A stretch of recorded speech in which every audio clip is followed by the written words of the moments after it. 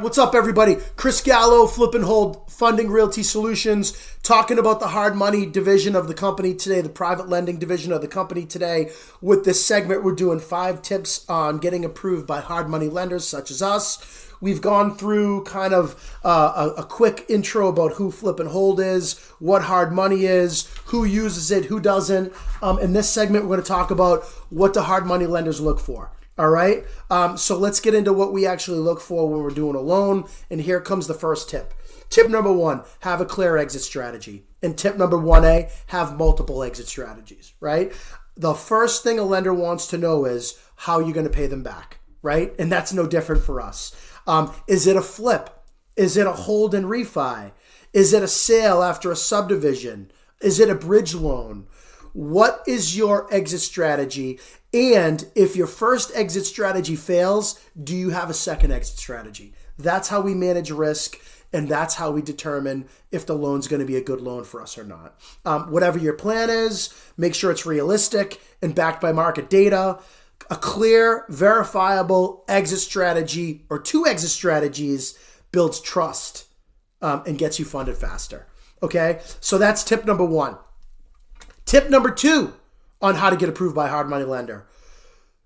Short-term bridge style loans, right? So I mentioned this before, but let's talk about it again. Hard money loans are typically short-term, 3 to 12 months. Our average is like 6 or 7 months. Sometimes they go over 12 months, and we could talk about what that looks like, and we do offer extensions, but we'll talk about that later. But they are designed to help you bridge the gap, right? That's what a bridge loan means.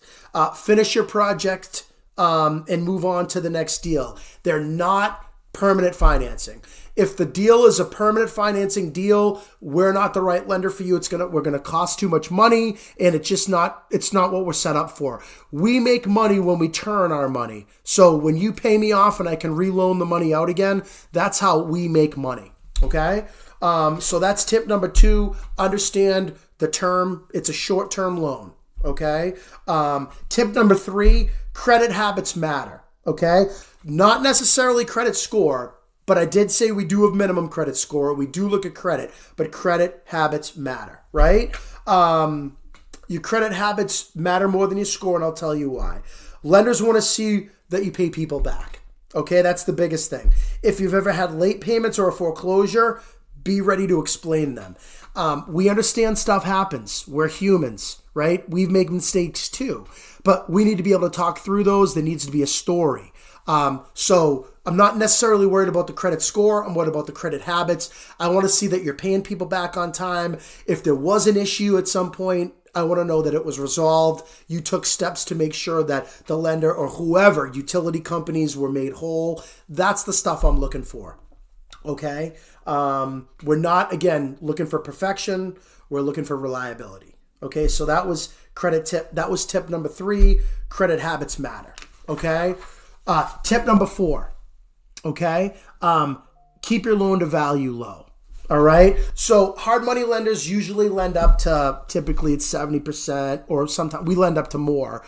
We lend up to 75 and even higher for our seasoned borrowers on the loan to value or the loan to the after repair value on most deals. But the loan to value is important. You need to know what loan to value is, and you need to know what your loan to value is in your specific deal. Right? So for flips, that's often based on the ARV or after repair value, as I already said. The lower your LTV, the lower your loan to value, the faster and smoother is typically your approval on the deal. For us, as long as it fits in our box, and especially if we've done a couple of deals together, we're lenient on the LTV, but it has to definitely be below a threshold, or we may ask you to put more money down, or maybe we'll fund less of the renovation. There's creative solutions we can come up with, but at the end of the day, if the loan to value doesn't work, no matter what we do, we just can't fund the loan because we don't want to put our capital, our investor capital at risk.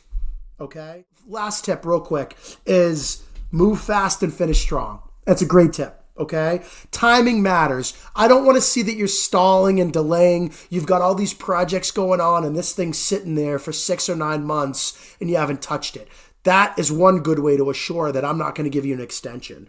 Lenders love investors who start, finish, and exit properties and projects efficiently and effectively. The quicker you complete your work, the faster you get paid and the faster I get paid back. So it's a win-win. If you're known for keeping your timelines, that's aces for us. As I said, we understand stuff happens. We'll work with you. But if you haven't touched a project or property and it's just sitting there dragging, I'm not going to renew it. Right? So that's important. Let's pause there because you got your 5 tips. We'll summarize them in the next segment. And then we'll go over some other things that we think are important to get approved by a hard money lender.